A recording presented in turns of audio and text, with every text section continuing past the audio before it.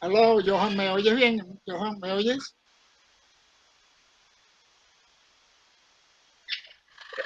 Hola doctor, ¿cómo está? Eh, no soy Joan, soy quien está compartiendo. ¿Sí se ve la pantalla completa? Sí, si quieres ponlo, Sí pantalla se ve, completa. Mauro, sí se ve. Sí, La pantalla está completa. ok, vale. ¿Usted la ve completa, Ok, doctor? ahí las puedo ir describiendo, no hay problema. Ok, usted me va diciendo y yo la Tú voy me, pasando, doctor. de acuerdo, tú me dices cuándo comenzamos. Cuando usted, déjeme confirmar a ver si van a grabar la clase un segundo, ya va. Recording in progress. Ok, listo, doctor, comenzamos.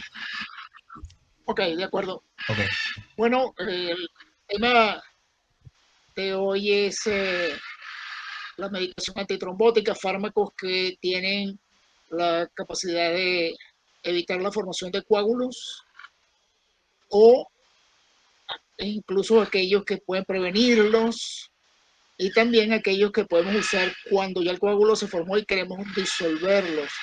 Entre los primeros están los antiagregantes plaquetarios, las heparinas.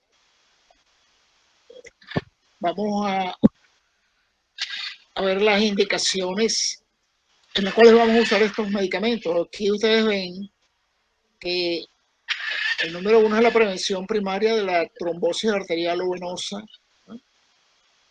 Y la prevención secundaria de la trombosis. Eh, para la prevención secundaria de trombosis vamos a usar heparinas, antagonistas de vitamina K que ya están en desuso, que es la warfarina, y los anticoagulantes orales que son los inhibidores del factor 10 y factor 10A, o inhibidores directos de la trombina, y luego los antiagregantes plaquetarios.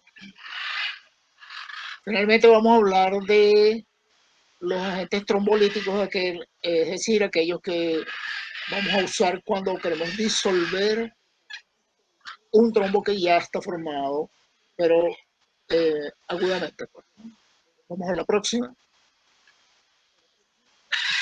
Bueno, entonces esta trombosis arterial, como ustedes ven ahí en esa orquesta, se trata de, para que se ocurra esta trombosis arterial y el infarto de miocardio por la obstrucción de una coronaria, esto, esta cantidad de factores pueden venirse acumulando incluso con 40 años de anticipación, con la formación del ateroma, que casi siempre está acompañado de una cantidad de otros factores que podemos controlar en cierta medida, como el aumento de la LDL, la reducción de HDL, la activación de las plaquetas por catecolaminas circulantes en gran cantidad, ¿no?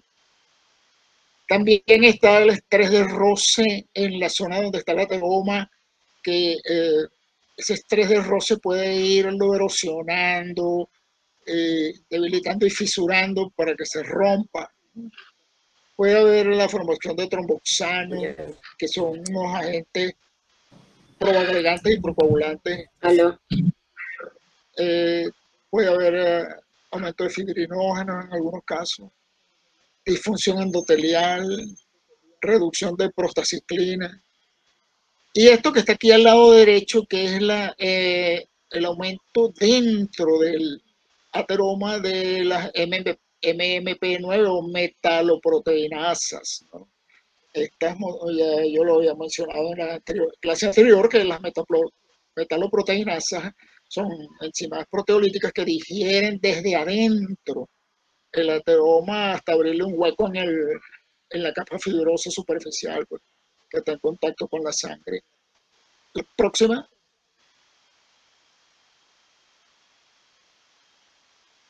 Ok, las indicaciones entonces de estos agentes en síndrome coronario agudo, que puede ser una angina inestable o un infarto agudo de miocardio con desnivel del ST o sin desnivel del ST. Y también se utiliza antes de colocarle al paciente una prótesis y luego de haber instalado la prótesis endovascular o llamado stent. Bueno, una vez que se hace la dilatación de la zona obstruida de la coronaria. Vamos a la próxima. En el embolismo pulmonar también vamos a utilizar estos medicamentos. Este embolismo pulmonar proviene generalmente de una trombosis venosa profunda por vía de la cava inferior. Estos trombos vienen subiendo, se llegan a la aurícula derecha, luego al ventrículo derecho y son bombeados al pulmón, donde provocan una obstrucción y el embolismo pulmonar, ¿no? Esto es una situación muy grave también. También se usaron mucho en la prevención y solución de microémbolos pulmonares que se forman en los pacientes infectados por SARS-CoV-2, es decir, en COVID-19, ¿no? Vamos a ver la próxima. Lo vamos a usar también en prevención del ictus o ACV de tipo isquémico. Vamos a prevenir con estos medicamentos la formación y expulsión de un émbolo desde la aurícula izquierda, generalmente vienen de la orejuela, ¿no? Y ese émbolo ascendente va por las carótidas hasta provocar una zona de pequeña infarto, pues, ¿no? Ese ictus isquémico también ocurre en los pacientes que tienen la aurícula en fibrilación. Por eso son de uso rutinario para evitar este problema, aunque ya sabemos que la fibrilación auricular puede ser corregida si es de reciente aparición o un poco tardío, digamos, de algunas semanas o meses. Se puede corregir haciendo lo que se llama la ablación de los focos que están en la desembocadura de las 4 venas pulmonares, ¿no? Allí se hace una electrocoagulación con un electrodo y el paciente queda curado de la fibrilación auricular y después no necesita ya más medicación. Vamos a ver la próxima. También lo vamos a usar en la prevención de embolismo pulmonar que ocurre en el postoperatorio, en los postoperatorios más cruentos, pues, ¿no? Como la cirugía traumatológica, en cirugía abdominal o pelviana. Ustedes verán cuando estén en la sala de cirugía que estos pacientes reciben subcutáneamente casi todos una inyección diaria de una heparina de bajo peso molecular. Vamos a ver la próxima.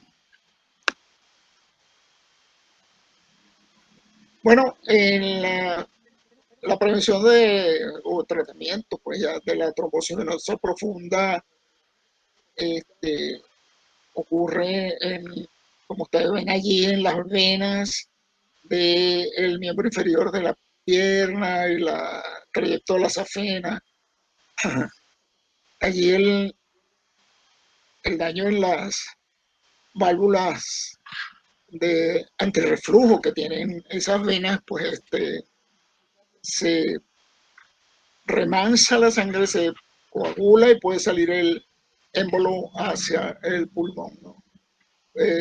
Esas trombosis venosas profundas pueden ser causadas por un traumatismo en la pierna o por el reposo prolongado en cama, en cáncer también y en viajes largos, generalmente en aviones, ¿no? Y en pacientes que tengan varices, ¿no? Varices ya notables, grado 3, 4. Vamos a ver la próxima. Bueno, vamos a hablar entonces de las heparinas. hay dos tipos de heparina, la heparina no fraccionada y la heparina fraccionada, que son de un peso molecular más bajo que la no fraccionada. Vamos a ver la próxima, la heparina no fraccionada, heparina común, que fue la primera que apareció, la primera que apareció, está compuesta por un proteoglicano, pues realmente es un polímero, como ustedes ven en la estructura química allí, un polímero de ácido glucurónico con N-acetilglucosamina sulfatado. Fíjense que tiene radicales sulfato en cada unidad de la molécula del polímero, ¿no? Bueno, eso le confiere una carga iónica tremenda, ¿no? Y impide que sea absorbible por la vía oral, ¿no? Tiene que ser siempre administrada por vía subcutánea o endovenosa, ¿no? El peso molecular es de 700.000 a 1.000.000 y el origen es un producto, si se quiere, natural, de origen animal, extraído de las células cebadas de intestino o de pulmón de cerdo.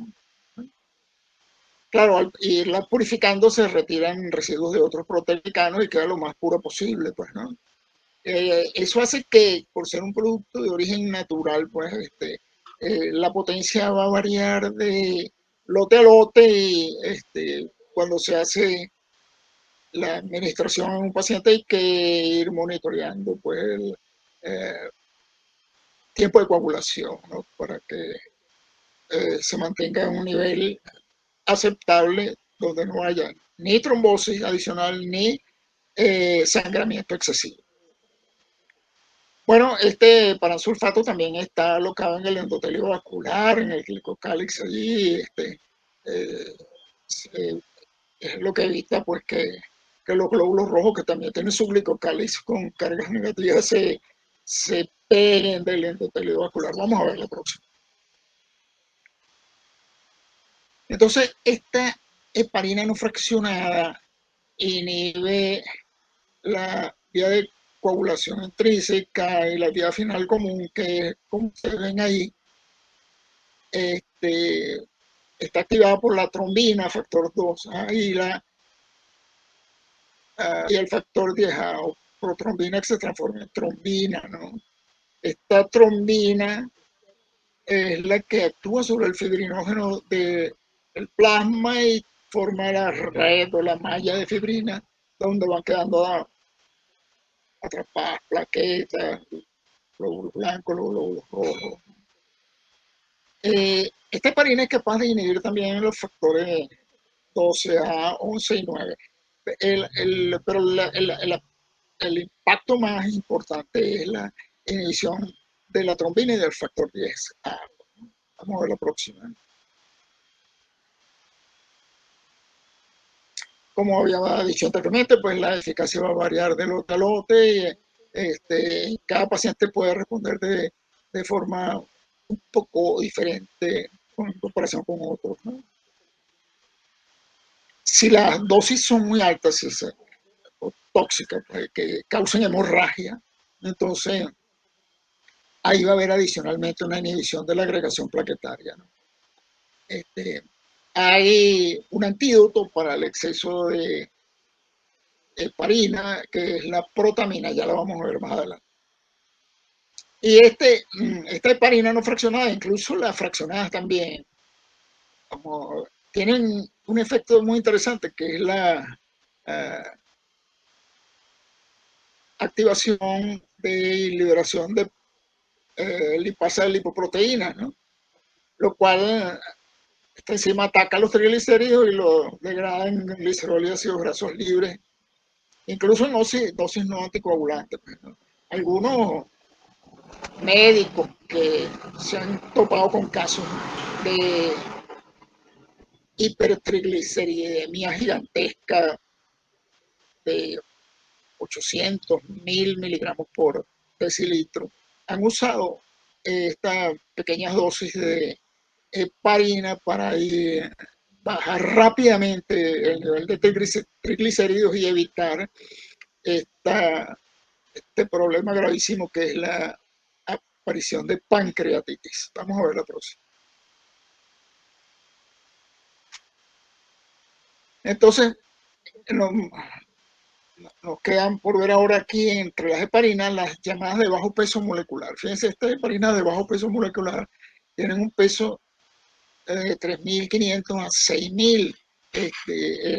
Lo que se conserva aquí es la zona de la molécula de heparina que tiene la mayor actividad anticoagulante, ¿no? Inhibe rápidamente la trombina, el factor 2A y el factor 10A, ¿no? Y como la dijimos para la anterior, la heparina no fraccionada inhibe adicionalmente otros factores como el 12, 11 y 9. Ellas prolongan el tiempo de tromboplastina, el tiempo de protrombina no se afecta mucho, de manera que no nos podemos guiar por ahí, pero el tiempo de coagulación lo prolongan, eso sí es muy fácil de medir. Debe estar entre 1,8 a 2,5 veces mayor de la medición que hicimos en forma basal, es decir, antes de comenzar la infusión de heparina. Siempre hay que hacer una medición de coagulación antes de administrar esto para tener un punto de referencia, ¿no? Vamos a ver la próxima. Entonces, el mecanismo de acción de estas heparinas de bajo peso molecular, aquí vemos una de las más populares, la van a ver mucho de uso clínica médica, que es la enoxaparina, el Clexane, que es el nombre comercial, ya hay otros nombres porque ya la patente se venció, ¿no? Y está la deltaparina o fragmin. Ellas se unen al factor 10A, pero miren esto en la gráfica, de lo más interesante. Ella, una vez que se une al factor 10A y lo inhibe, reduce obviamente la formación de trombina, pero la molécula se puede desprender y actuar en otra molécula de antitrombina, y entonces puede reciclarse, vamos a decir, internamente, ¿no? Por eso el efecto puede durar muchas horas, ¿no? Cortar la formación de trombina, la formación de fibrinógeno, el paso pues de fibrinógeno a fibrina se va a detener, ¿no? Vamos a ver la próxima. Entonces, bueno, aquí lo que tenemos es una recopilación de lo que habíamos dicho anteriormente. Las heparinas se utilizan como en la trombosis venosa profunda y embolismo pulmonar. Hay que darlas por 4 a 5 días junto con un anticoagulante oral, preferiblemente las de bajo peso molecular. Ya vamos a ver por qué tienen ventaja las de bajo peso molecular. En la angina inestable, también para que no se vaya a formar un coágulo en la zona de obstrucción de la arteria coronaria. En el infarto agudo de miocardio también se pueden utilizar para que el coágulo que se formó en la coronaria no siga creciendo en la zona del ateroma roto. Durante y después de la angioplastia coronaria con prótesis endovascular, obviamente en la cirugía de puentes aortocoronarios, ¿no? Los bypass pues hechos con arteria safena o con la arteria mamaria interna. También se utilizan en cirugía extracorpórea, con circulación extracorpórea, quiero decir. Esa cirugía para corrección de anomalías congénitas, ¿no? La circulación extracorpórea es indispensable y hay que poner en el depósito de sangre que está circulando una dosis alta de heparina para que no se vayan a formar coágulos en la zona donde se está interviniendo. Una vez que termina la intervención, el paciente recibe el antídoto que es la protamina para que la coagulación se restaure y no vaya a estar sangrando. También se han usado en casos selectos de coagulación intravascular diseminada, de hemorragia por consumo de factores de coagulación. Estas heparinas no fraccionadas se usan de forma intravenosa o también se han usado subcutáneamente. Vamos a ver la próxima.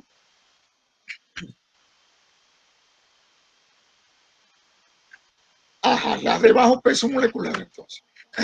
Estas de bajo peso molecular, fíjense, son muy prácticas, porque usted las puede administrar por vía subcutánea, ¿no? Y miren, esta maravilla, no requiere monitoreo de pruebas de coagulación. Se administran según los kilogramos de peso del paciente. Incluso algunos promueven que se puedan emplear antes del hospital si hay un diagnóstico certero con electrocardiograma, de infarto de miocardio. En lo que llaman el tiempo de ambulancia se podrían emplear. Estas heparinas no cruzan la barrera placentaria, pero sin embargo en la mujer embarazada que va a dar luz, pues entonces antes del parto hay que suspenderla, ¿no? Y se controla con el tiempo de tromboplastina en caso de que quiera confirmar el efecto, ¿no? Vamos a ver la próxima. Una clase online que es por Zoom, eso se lo pasa sacándome cada rato. Ah, tú me dijiste que estaba en otra cosa. No, sí, Bien. es que se me olvidó. Entonces las heparinas de bajo peso molecular más populares, más usadas, son la enoxaparina, clexane y la deltaparina o fragmin, ¿no? Fíjese lo que dice ahí en la primera frase.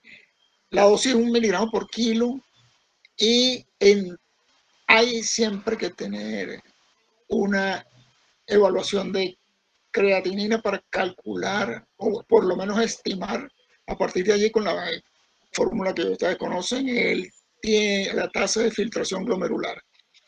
Si el paciente tiene enfermedad renal crónica hay que reducir la dosis. No, eso no implica que no se pueda utilizar, sino que hay que reducir la dosis de acuerdo con la intensidad de la enfermedad renal crónica, ¿no? Las heparinas sintéticas son el fundaparinux, que es un pentasacárido tomado de la región antitrombínica de la heparina, y el hidraparinux, ¿no? Son de muy poco uso realmente y son muchísimo más costosas que las otras. Vamos a ver la próxima. Entonces, los puntos destacables de diferencia entre las heparinas de bajo peso molecular son esto: la vida media, fíjense, tiene una estrella azul ahí, la vida media de la no fraccionada es de 1 a 1,5 horas, por eso tiene que mantenerse en la infusión continua, ¿no? O la inyección subcutánea para que vaya absorbiendo poco a poco, pero lo más recomendable es la infusión intravenosa con goteo lento, pues, ¿no? Y la otra, la de bajo peso molecular, que la vamos a dar siempre por vía subcutánea, es la vida media de 4 horas, ¿no? Muchísimo larga, ¿no? Por eso se administra con una sola vez que se administra el día es suficiente. Modo de administración, dosis única con las de bajo peso molecular, y en las otras hay que estar infundiendo una solución de infusión o administrar dosis múltiples intravenosas. Vamos a ver la próxima. Bueno, antes de la angioplastia con colocación de un stent en un paciente con infarto de miocardio, con desnivel del ST, que es el infarto transmural, el más grave, pues, ¿no? Las guías europeas y americanas recomiendan administrar siempre heparina, pues. Si usted tiene la no fraccionada, la dosis es de 70 a 100 unidades por kilo. Si tiene enoxaparina o clexane, 0,15, 0,5 miligramos por kilo en un bolo intravenoso y luego subcutáneo, ¿eh? También hay las otras dos, la vivaluridina y el fondaparinux, que es una sintética, no es recomendable. La vivaluridina es una heparina muy rara, esa fue eh, extraída a partir de la saliva de las sanguijuelas, ¿no? Las sanguijuelas producen en la boca una sustancia anticoagulante, de manera que cuando se pegan al chupar sangre, pues el flujo de sangre no se detenga y ellas sigan chupando y chupando hasta alimentarse tremendamente de la sangre de la víctima. Nos vamos a la próxima.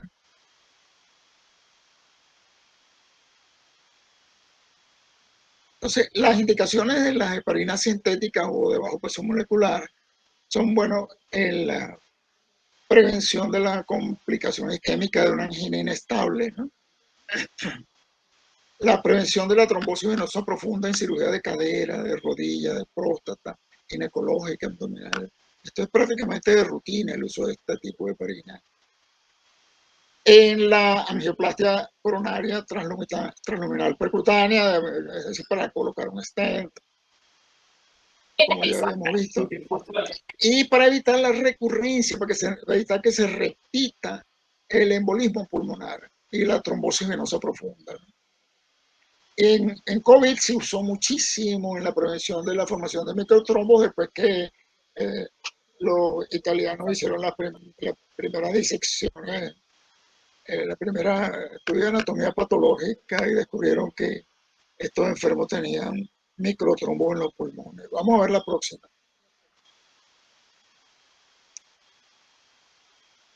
Entonces, como habíamos mencionado anteriormente, el efecto de la heparina lo podemos revertir con protamina. Eso es de uso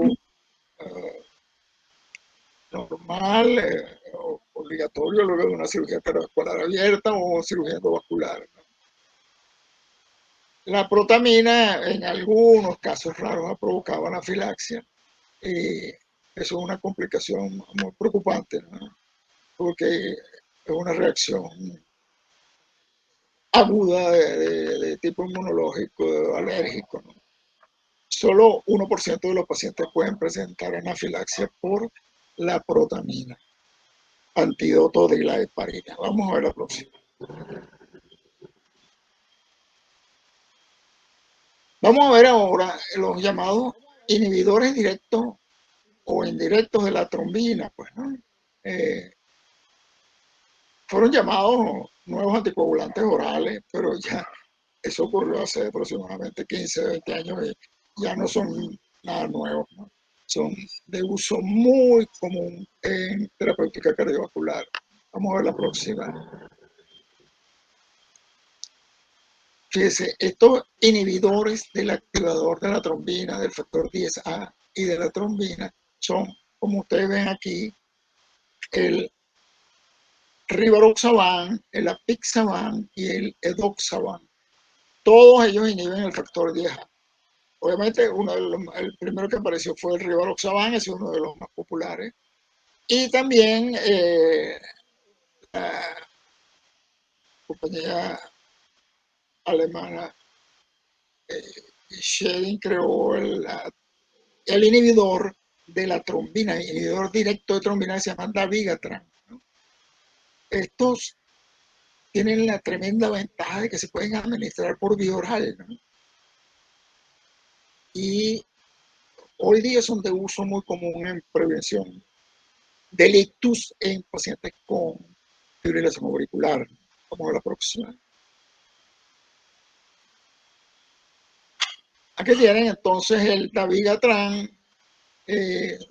como habíamos mencionado, administración oral en dosis de 110, 150 miligramos por día. Hay que ajustar la dosis en caso de que haya insuficiencia renal. Y obviamente las indicaciones son las que habíamos mencionado, la trombosis venosa profunda en cirugía ortopédica o de cadera o de rodilla, en fin, prevención de trombosis en fibrilación auricular, el ictus en síndrome coronario agudo. Uno de los eventos adversos que se puede presentar con estos inhibidores de la trombina es sangramiento si la dosis es exagerada o si hay hipersensibilidad del paciente. como la droga se metaboliza por vía del citocromo P450 del hígado, pues los inhibidores de este citocromo como el ketoconazol, la quinidina que se usa, la rifampicina, este producto natural que se llama hierba de San Juan que se usa como antidepresivo, son inhibidores de ese citocromo P450 y pueden eventualmente hacer que se prolongue el efecto de el dabigatran. Vamos a ver la próxima. Hay ven ustedes un estudio de dabigatran comparado contra warfarina. Warfarina es un anticoagulante que ya poco se usa, bueno, un inhibidor de la síntesis de trombina de protrombina en el hígado. Bueno, aquí este estudio de el dabigatran contra esta antigua droga warfarina en fibrilación auricular previenen el embolismo sistémico y el ictus, ¿no? Entonces, fíjense aquí cómo con el paso de los meses el estudio duró hasta 16 meses. La aparición acumulada de ictus fue cada vez menor y menor con dabigatran en comparación con la warfarina, que era el tratamiento convencional de la época, ¿no? El dabigatran en 150 miligramos diarios es, como se ve allí, más efectivo que el de 110 miligramos por día, ¿no? Pero bueno, fíjense aquí, en el lado derecho, la reducción del riesgo relativo de ictus, ¿no? de ese accidente cerebrovascular isquémico, fue 1,53% en caso de dabigatran dosis 110 miligramos y aún mejor con la dosis de 150, 1,11. Y eso es bastante diferente en comparación con el anticoagulante warfarina, 1,69.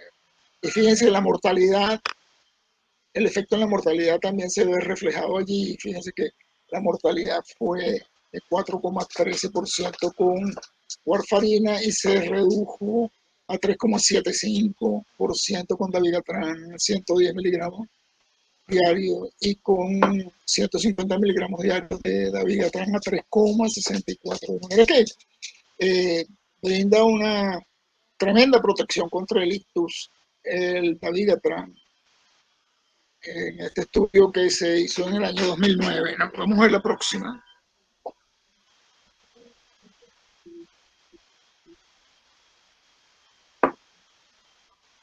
La Pixaban, que es otro inhibidor de factor 10A, como hemos mencionado anteriormente, fíjense, también es muy efectivo en disminuir el riesgo acumulado de embolismo de ictus, pues, o de embolismo en pacientes con fibrilación auricular.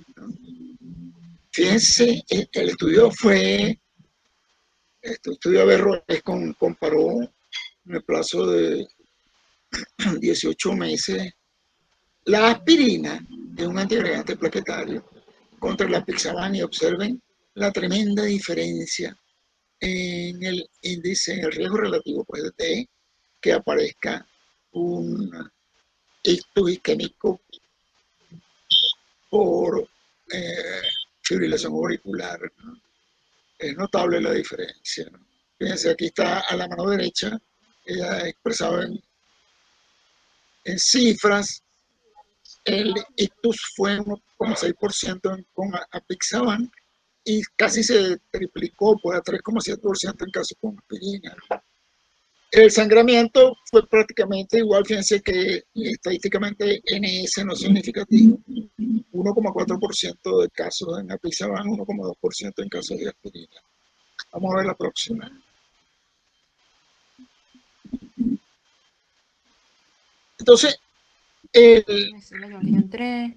lo que se hace hoy día en los pacientes con fibrilación auricular, ¿no? En los pacientes que han recibido un stent o un infarto de miocardio, es aplicar lo que se llama la terapia dual, síndrome coronario agudo y fibrilación auricular. El paciente tiene que recibir con esta terapia dual con aspirina en dosis de 75 a 100 miligramos por día, la más popular es 81, pues. Y clopidogrel 75 miligramos por día por 6 meses. Algunos dicen que es mejor prolongar este tratamiento por un año y luego ir suspendiendo progresivamente, ¿no? Luego se puede quitar uno de los dos componentes, uno de los dos, el anticoagulante oral o el clopidogrel o prasugrel, que es mucho más rápido en actuar. Y eso reduce la posibilidad de obstrucción de el stent por un coágulo, incluso la formación de un coágulo por ruptura en otra zona de otra arteria coronaria. Pues vamos a ver la próxima. Eso se llama prevención secundaria del infarto del miocardio, ¿no? Vamos a ver la próxima.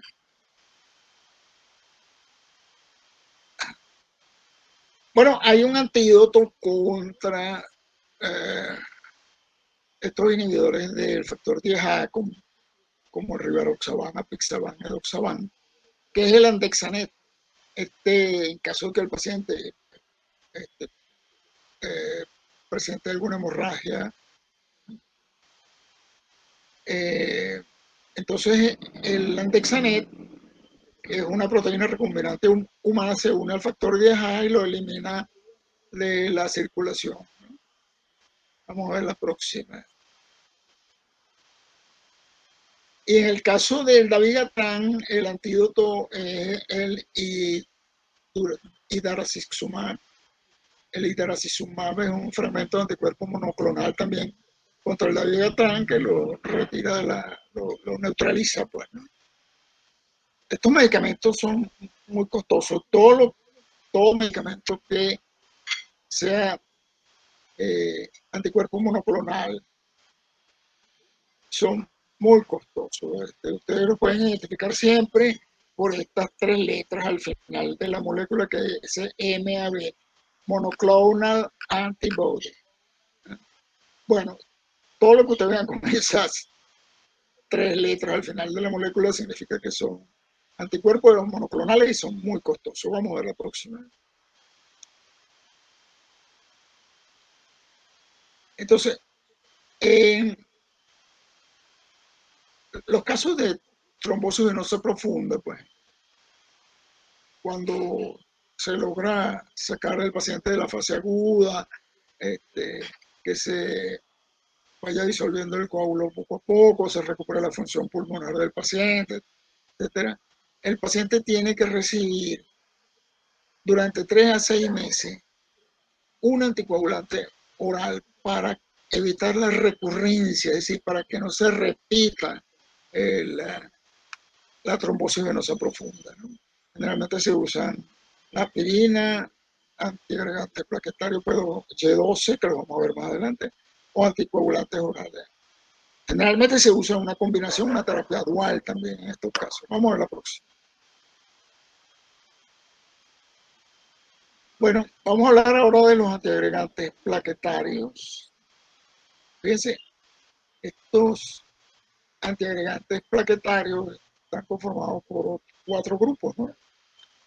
El más conocido de todos, que es los inhibidores de la COX-1 y COX-2, como la aspirina, inhibidor no selectivo de la ciclooxigenasa 1 y 2. Los llamados inhibidores de la fosfodiesterasa que están en desuso, no vamos a hablar de eso. Los bloqueantes del receptor P2Y2C de la plaqueta. Y los inhibidores de la glicoproteína 2B3A de la plaqueta. Vamos a ver uno por uno. Una recapitulación aquí de la fisiología de la función plaquetaria. Las plaquetas, una vez que se activan, emiten sus pseudópodos, se adhieren y se precipitan en la zona donde está ocurriendo el sangramiento o la obstrucción arterial y inmediatamente se forma la malla de fibrina, como ven aquí en la fotografía de abajo.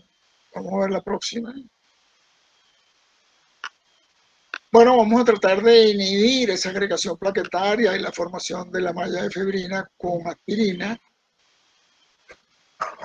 Reducen la síntesis del tromboxano A2. El tromboxano A2 es producido por el endotelio vascular y es un tremendo procoagulante. La aspirina evita la formación de síntesis del tromboxano A2. Los antagonistas de ADP plaquetario que bloquean el receptor P2Y12, que es un receptor de purina, son el clopidogrel, que es uno de los más utilizados, pero ya ha sido superado porque es una prodroga. Ha sido superado por el prasugrel, ticagrelor y canglerol. Ya vamos a ver la diferencia y las ventajas de uno y otro. Hay uno último que apareció, que es el celatogrel, que se administra por vía subcutánea. Todos estos otros son de administración oral. Esta es una tremenda ventaja de estos medicamentos. Vamos a ver la próxima. El tratamiento antitrombótico doble o llamada terapia dual, pues, es la que se tiene que instalar con dos medicamentos antitrombóticos de mecanismo de acción distinto en los pacientes que tengan síndrome coronario agudo, fibrilación auricular o hayan sido sometidos a una angioplastia coronaria percutánea con instalación de un stent. Fíjense, esta terapia dual generalmente está conformada por un antiagregante plaquetario o dos antiagregantes plaquetarios de mecanismo de acción distinto, por ejemplo, clopidogrel-aspirina, o un anticoagulante como inhibidor de la trombina, que de los que habíamos visto de administración oral en el segmento anterior, junto con aspirina o clopidogrel. Esta es la terapia dual que evita la recurrencia o la reobstrucción del stent en la zona donde está la obstrucción o la oclusión nueva en una zona donde no hubo trombosis. Pues vamos a ver la próxima.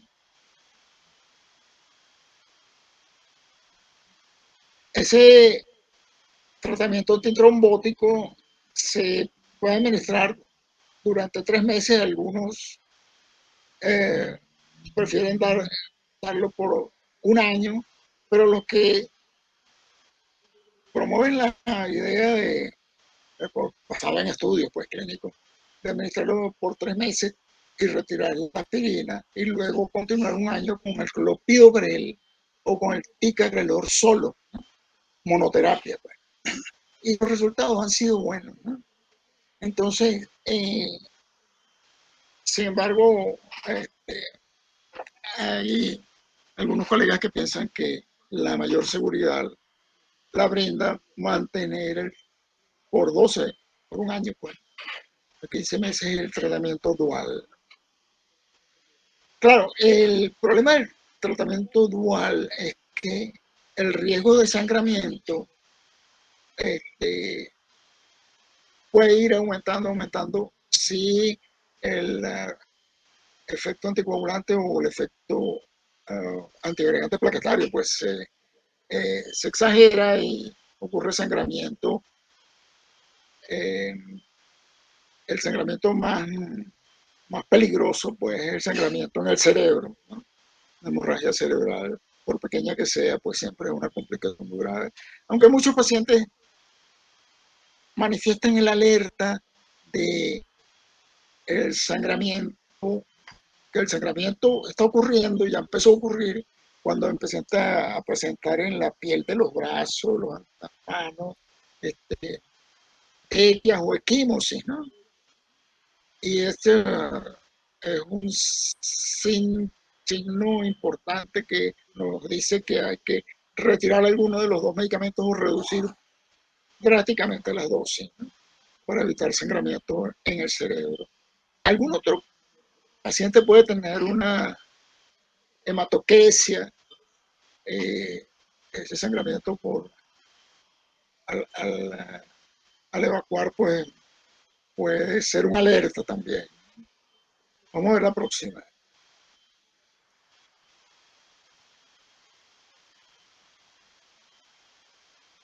Ajá, la próxima. Aló. Oye, Johan. Ok. Fíjense en esto. Entonces, como en el lado izquierdo, en la gráfica ustedes ven una gráfica de agregación plaquetaria en un agregómetro de laboratorio, donde se ve que las diferentes fases de la agregación plaquetaria van desde la activación, agregación y ruptura y liberación de otros agentes procoagulantes, proagregantes.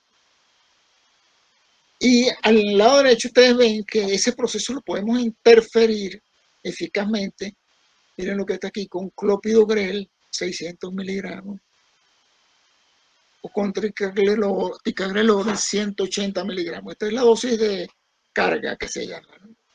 Comparado con el placebo, la diferencia es tremenda. Ustedes ven abajo el tiempo en horas después que se administró clopidogrel o ticagrelor. Y aquí ven la agregación plaquetaria en el eje de las Y, de la agregación plaquetaria de la producida, inducida pues, por una dosis mínima 20 micromoles de ADP, ¿no? Fíjense cómo el efecto antiagregante es tremendo con el ticagrelor en cuestión de minutos o media hora ya es del 80%, ¿no? Con una dosis de 180 miligramos. Y el clopidogrel, fíjense, para lograr 50% de inhibición de la agregación plaquetaria se requiere 600 miligramos. Entonces, el ticagrelor es mucho más rápido en actuar y mucho más potente, de manera que en caso de un síndrome coronario agudo, un infarto un infarto ST o incluso una síndrome coronario agudo sin infarto, una angina inestable, la prevención de la transformación del problema en algo más grave tremenda con el ticagrelor comparado con clopidogrel. Con el clopidogrel, el paciente, como las tabletas son de 75 miligramos, pero para dar una dosis de carga de 600 hay que darle 8 tabletas al paciente. En cambio, con el ticagrelor vienen tabletas de 80 miligramos y con 2 o 3 tabletas es suficiente para lograr este tremendo efecto. Vamos a ver la próxima. La aspirina, el ácido acetilsalicílico, pues en dosis de 81 miligramos, inhibe la formación del tromboxano A2, ¿no? Como habíamos dicho antes. Y la inhibición de las plaquetas es irreversible, de manera que para restaurar la función plaquetaria se requiere de síntesis de nuevas plaquetas y eso ocurre en aproximadamente una semana. Y los otros inhibidores de la COX-2 no tienen efecto antitrombótico, los de la COX-1, perdón, como la ibuprofeno, por ejemplo, ketoprofeno, naproxeno, etc. Todos esos llamados AINES o antiinflamatorios no esteroideos inhiben la COX-1, pero carecen de efecto antitrombótico. Incluso hay unos estudios donde se demuestra que si usted se lo da a un paciente que esté medicado con aspirina regularmente, ese medicamento AINE podría contrarrestar el efecto de la aspirina. Bueno, vamos a ver la próxima.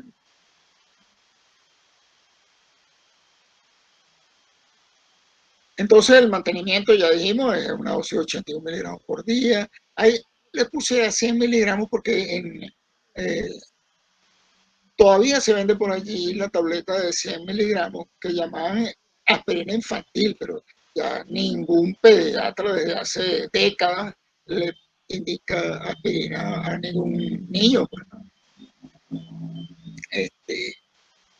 El estudio ISIS-2, este fue un estudio sensacional, demostró que en el paciente que comienza un infarto, que arranca con ese dolor opresivo retroesternal o en el brazo izquierdo,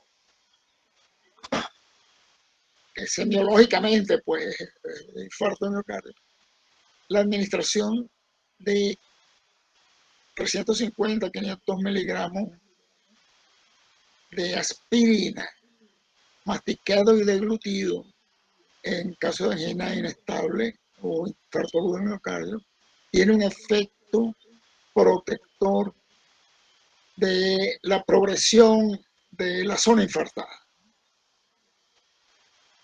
El efecto adverso que puede presentarse, sangramiento gástrico de baja incidencia o gastritis, y se excreta por la orina como un ácido salicilúrico que ha sido metabolizado en el hígado. Pues,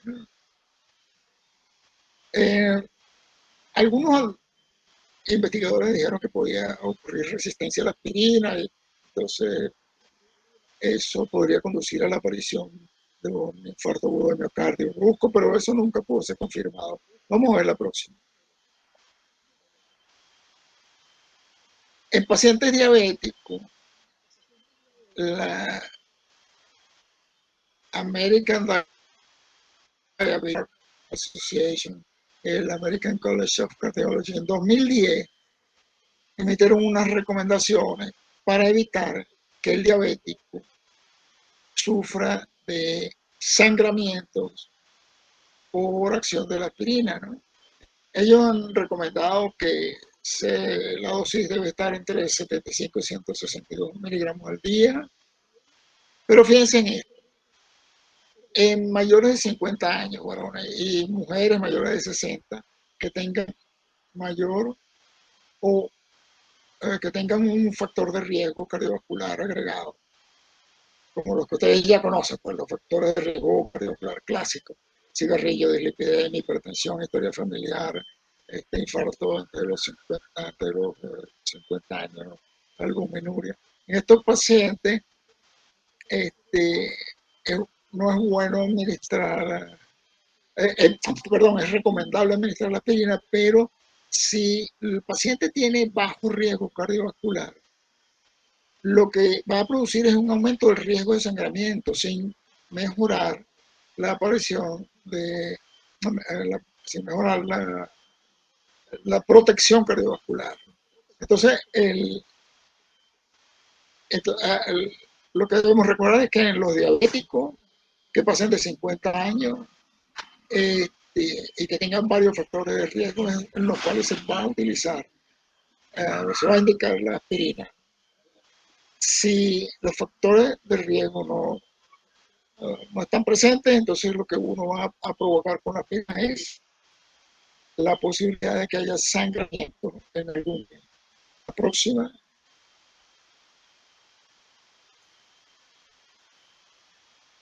El clopidogrel, que en tabletas de 75 miligramos, pertenece a la clase química de las tienopiridinas. Fíjense, esto es una prodroga, es decir, ella tiene que pasar por el hígado y por el citocromo, por la acción del citocromo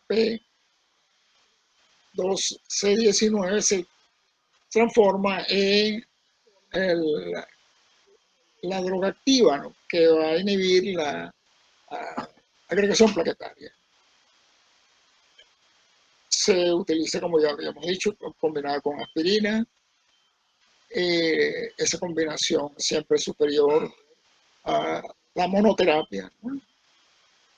Y miren esto, reduce la incidencia de un segundo infarto. En los pacientes que han tenido un infarto, la recurrencia siempre es un temor porque el infarto del miocardio puede repetir, pero con la medicación antiplaquetaria, con aspirina, el riesgo disminuye muchísimo. Cuando se combina con otro antiagregante como prasugrel o ticagrelor, la protección es aún mayor, pues, ¿no? Los efectos adversos son, como hemos dicho, el sangramiento gástrico, 2%, púrpura o equimosis o hematoma. Algunos pacientes pueden presentar epistaxis o hemorragia de sangramiento conjuntival y cerebral en 0,4% de los casos. Esto es muy preocupante porque uno no sabe el tamaño de la hemorragia que se puede producir en el cerebro y eso puede ser hasta mortal. El clopidogrel inhibe algunas enzimas citocromo P450 y otras enzimas que se metabolizan por esa vía podrían incrementar sus niveles plasmáticos. Eso que está, esa frase final es muy importante. Si tienen enfrente un paciente con síndrome coronario agudo, entonces la dosis de carga que hay que darle es 600 miligramos, es decir, 8 tabletas de un solo golpe de 75 miligramos. Vamos a ver la próxima.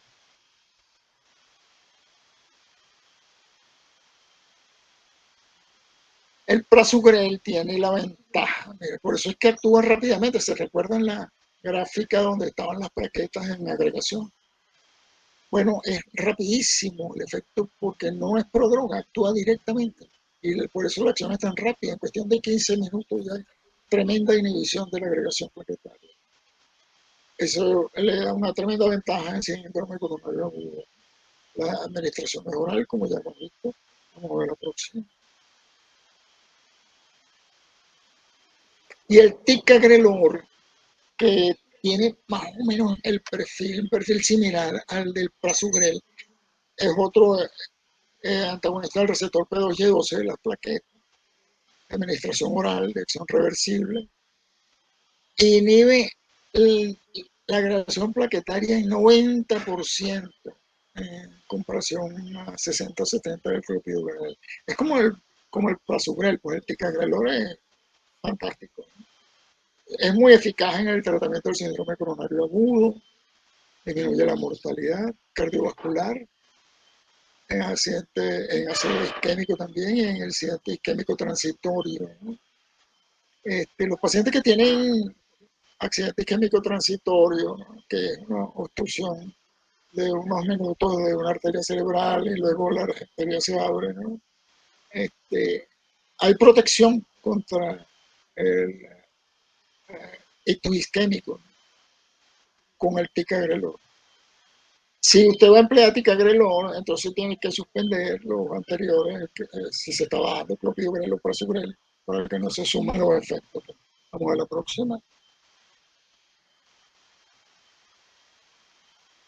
Otro tipo de inhibidores de la agregación plaquetaria son los inhibidores de la llamada glicoproteína 2B3A.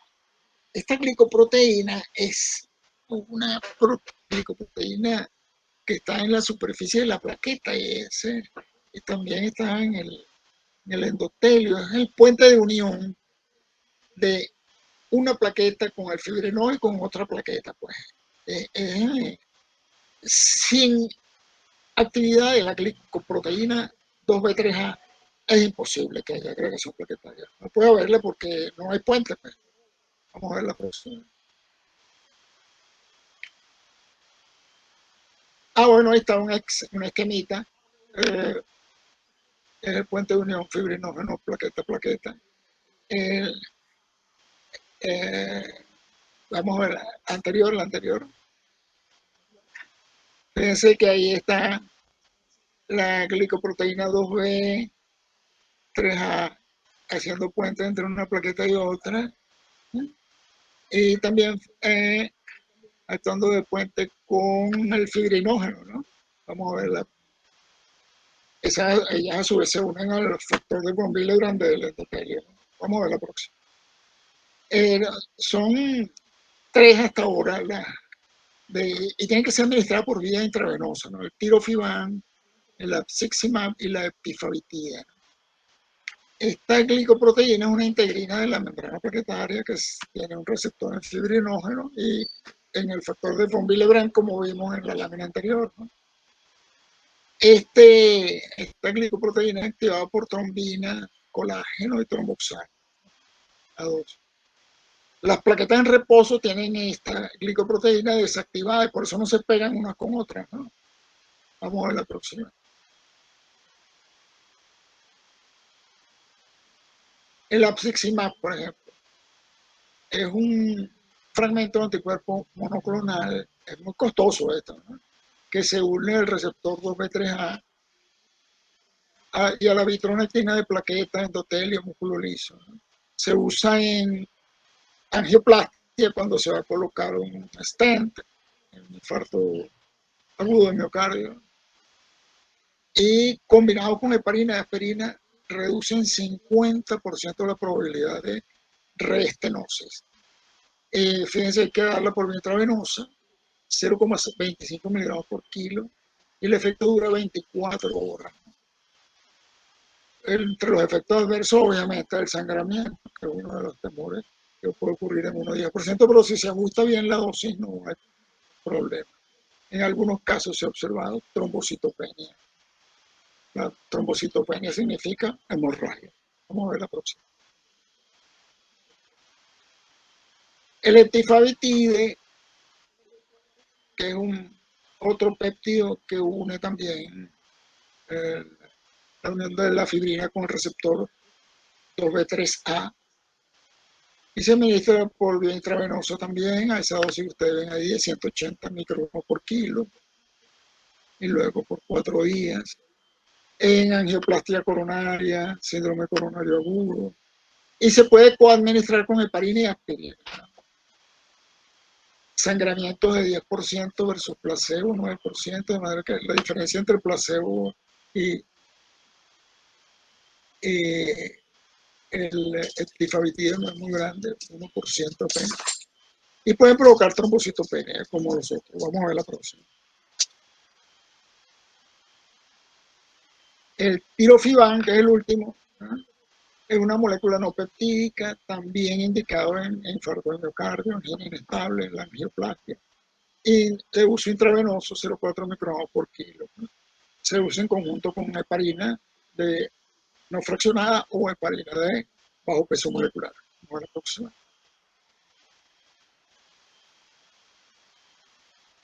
Los antagonistas de la vitamina K, uso clínico en descenso, el único es la warfarina, eso ya no se utiliza, por eso no vamos a discutir o describir nada en relación con este medicamento porque ya está en desuso la warfarina. Vamos a ver la próxima.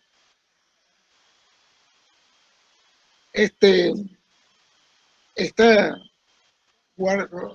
warfarina pertenece a los medicamentos llamados fumarínicos, que se descubrieron por primera vez en un ganado que comió un llamado trébol dulce en los Estados Unidos y las reses se morían de hemorragia, ¿no? Y luego el profesor Carlson descubrió que era el dicumarol, el anticoagulante que tenía el trébol ese. Y ahí se pasó a su uso clínico y tal, y se hicieron, brindó mucha protección, pero tenía el grave problema de que producía sangramiento. Bueno, vamos a ver la próxima. Vamos a ver la próxima. Vamos a ver la próxima. Ah, y no solamente provocaba sangramiento, sino que en esta gráfica ustedes ven un estudio hecho en 2019 que demostró que la función renal, la tasa de filtración glomerular con el paciente que recibe warfarina va cayendo y cayendo y cayendo progresivamente en comparación con otro, con un placebo que se utilizó en ese estudio. De manera que no solamente el problema del sangramiento, sino el deterioro de la función renal. Vamos a ver la próxima. Vamos a ver la próxima.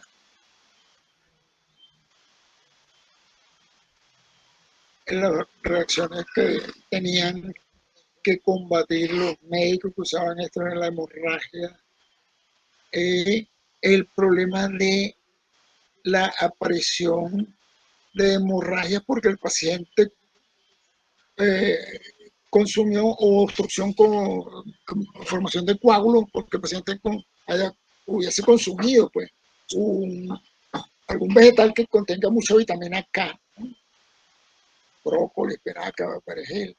Bueno, si a esos pacientes se les ocurría hacer eso tomando warfarina, contrarrestaban totalmente el efecto de la warfarina y entonces se produció un efecto protrombótico. Vamos a ver la próxima.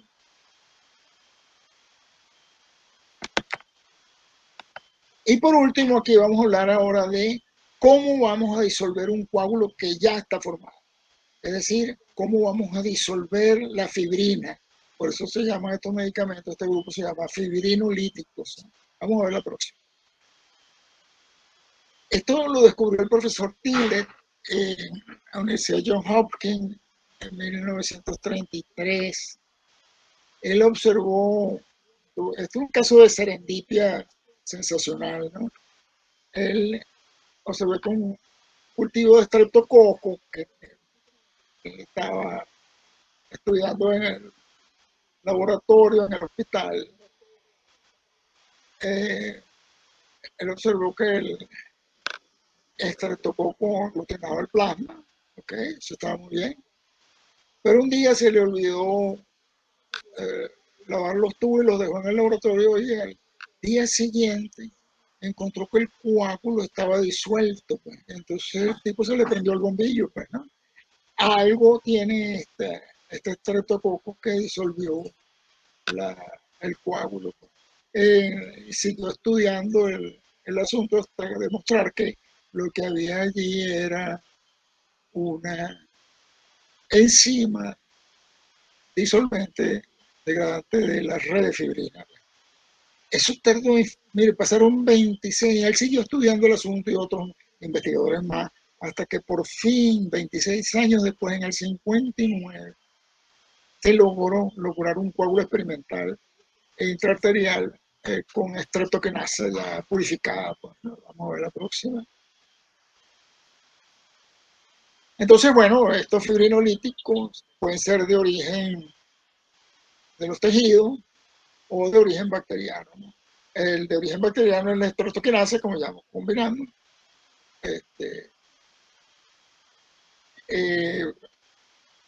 Los de origen recombinante o tisular, pues son el activador tisular del plasminógeno, el teplasa o teplasa, y la uroquinasa extraída de parenquima renal. Bueno, ahora se sintetizan artificialmente con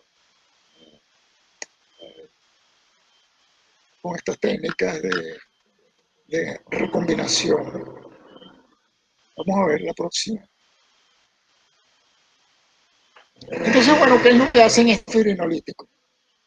Una vez que el fibrógeno, por acción de la trombina, forma fibrina, bueno, ya tenemos la malla que está aquí en el lado derecho atrapando glóbulos rojos, blancos, plaquetas. Y los tejidos tienen plasminógeno y tienen los activadores del plasminógeno que transforman el plasminógeno a plasmina, y esta plasmina ataca la fibrina y la disuelve y va a producir fragmentos de fibrina y el dímero D, ¿no? Por eso es que en casos de formación de un trombosis venosa profunda en una pierna o embolismo pulmonar, pues allí empieza inmediatamente a formar, a degradarse fibrina y a aparecer dímero D en la sangre. Entonces, uno de los marcadores que utilizan los médicos es medir el dímero D en plasma para ver si la trombosis está activa y todavía. Vamos a ver la próxima.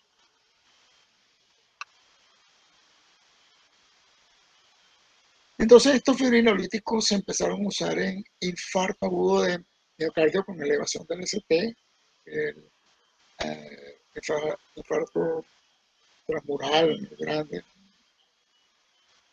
Hay que reperfundir la arteria lo más rápido posible, y la ventana terapéutica, ya ustedes lo saben por cardiología, que la ideal es de 2 horas. Sin embargo,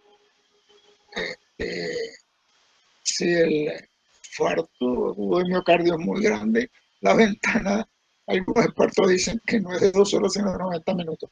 Pero sin embargo, hay algunos colegas que piensan que hay que dar una oportunidad al enfermo y han empleado con éxito fibrinolíticos en caso de pacientes hasta con 4 horas de haber sufrido el inicio del infarto.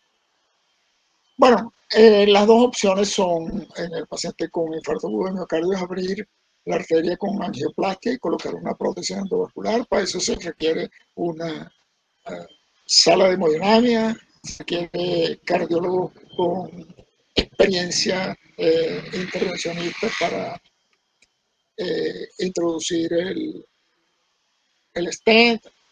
Pero en caso de que no haya nada de eso, se puede utilizar un agente fibrinolítico por vía intravenosa, pues, ¿no?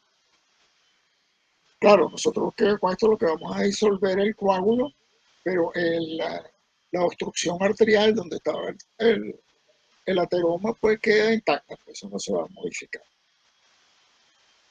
Aquí ven una frase final que dice, no recomendable la tromboaspiración. Eso se usó en algún tiempo, ¿no? Que era introducir un catéter hasta la coronaria obstruida, ¿no? Colocar un poquito, una pequeña dosis de del fibrinolítico, esperar que disolviera un poco el coágulo y aspirar, ¿no? Para sacar el coágulo, pero eso se volvía a tapar. Vamos a ver la próxima. Entonces, estos fibrinolíticos de origen bacteriano, ya dijimos, la streptokinasa, y de origen tisular, son la alteplasa, la reteplasa y la tenecteplasa.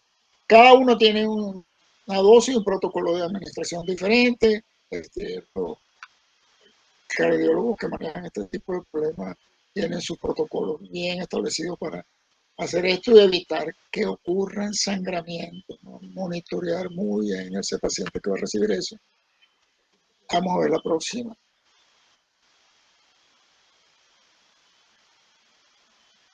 Johan, la próxima. Bueno, aquí ven entonces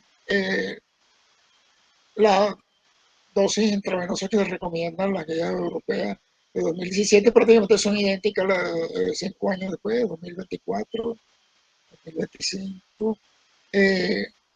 Streptokinasa 1,5 millones en cuestión de 30 a 60 minutos. Esta es la más barata de todas, ¿no? Porque es extraída de una bacteria. Pero estas son carísimas, la alteplasa o TPA recombinante, la RT-plaza o RTPA recombinante o la tenecteplasa recombinante también. Vamos a ver la próxima.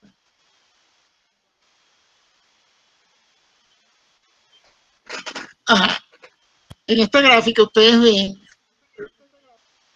marcado en la flecha azul hace una trombolisis exitosa con streptokinasa, ¿no?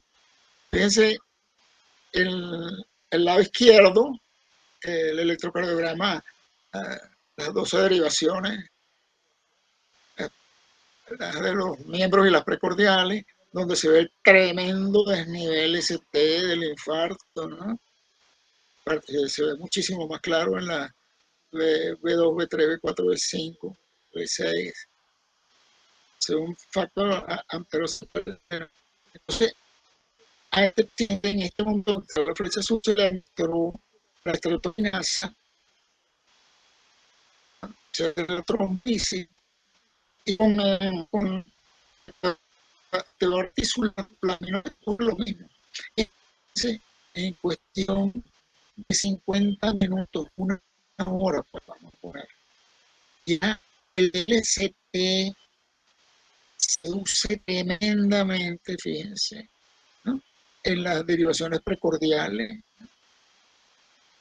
Solo queda un poquito de inversión de T y si cuando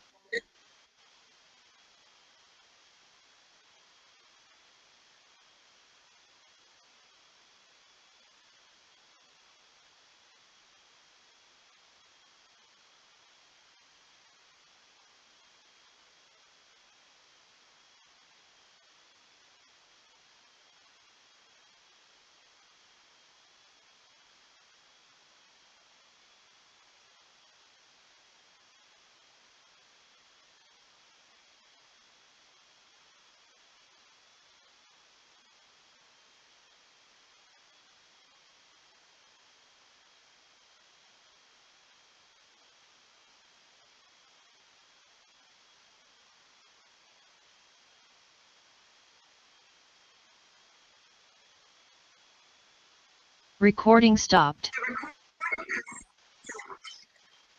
vamos a ver la próxima, Johan. Recording in progress. Bueno, el tiempo entonces ideal entre diagnóstico, angioplastia coronaria, fibrinolisis, de acuerdo con las guías canadienses, vean aquí lo que está marcado con la flecha azul. La primera flecha azul dice que el tiempo entre el primer contacto médico y el inicio de la angioplastia coronaria en pacientes que vienen de otro centro médico es de 2 horas, pues 120 minutos. Tiene que ser lo más recomendable menor de 120.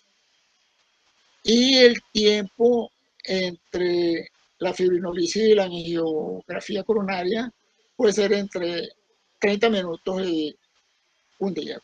De manera que una vez que se hace la angiografía, la trombolisis, se puede diferir para el día siguiente la angiografía coronaria para ver cuáles arterias coronarias estaban obstruidas y, bueno, inmediatamente colocarlos estén en la zona donde hay obstrucción. Vamos a ver la próxima.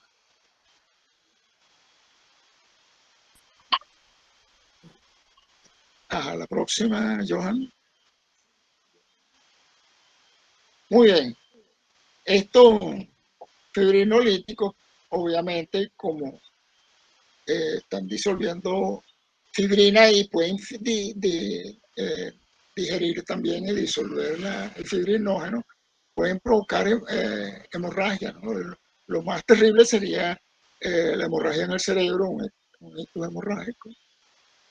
Pero eso es más frecuente a medida que la edad es más, el paciente es más anciano, el peso es menor, particularmente en el sexo femenino, y si hay hipertensión arterial, ¿no?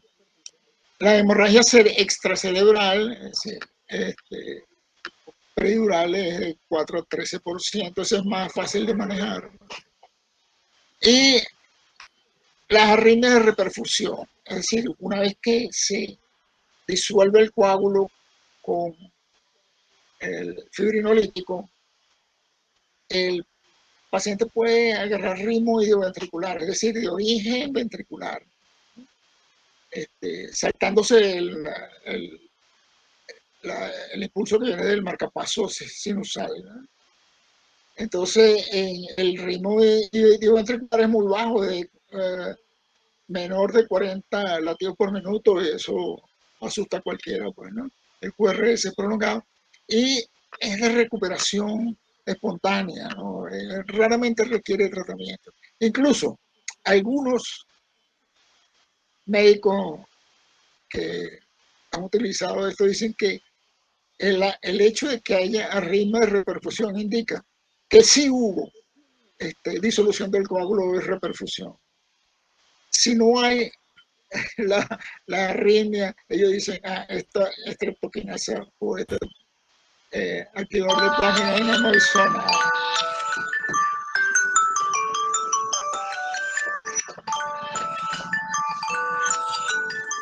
Bueno,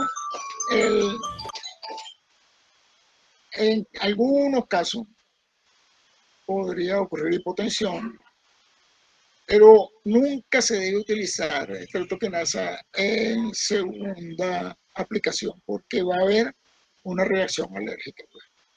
Vamos a ver la próxima.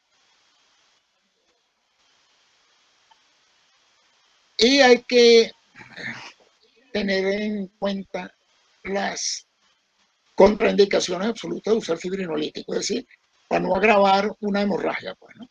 Si el paciente ha tenido un ictus, si ha tenido un traumatismo craneal, si ha tenido hemorragia gastrointestinal hace menos de un mes, si tiene una coagulopatía o si tiene un aneurisma disecante de la aorta, es decir, si el dolor no tiene el dolor opresivo en el pecho, no tiene nada que ver con un infarto, sino que tiene que ver con un aneurisma disecante y en este caso es desastroso, pues, porque vamos a provocar más sangramiento en la zona de la disección de aórtica. Y si el paciente tenía una punción lumbar o hepática reciente. Vamos a ver la próxima. En ictus isquémicos, algunos neurólogos se han interesado en utilizarlo. Si están bien seguros por una resonancia magnética, una tomografía pues, cerebral, de que la imagen se revele que no hay hemorragia, que es ictus isquémico. Vamos a ver la próxima. Bueno, eso es todo. Muchísimas gracias por escucharme y quedamos pendientes entonces para Recording stopped. la evaluación. Bueno, Johan, Gracias a usted, doctor. terminamos aquí. Una pregunta.